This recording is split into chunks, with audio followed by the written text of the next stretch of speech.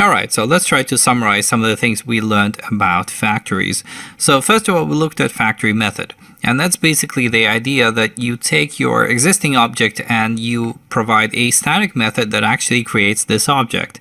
And that already has certain advantages compared to a simple constructor. But then, of course, you can make a separate factory. So you can make a separate class which takes care of the creation of a particular object. And once again, you have a choice. Your factory can be completely external, so it can be a class which is side by side with the class which it creates, or it can be an inner class. And there are advantages to having an inner class because an inner class accesses the private members and the private constructors and so on of a particular object. So in some cases, it might make more sense to have a factory as an inner class than simply a class which is available to everyone on the outside.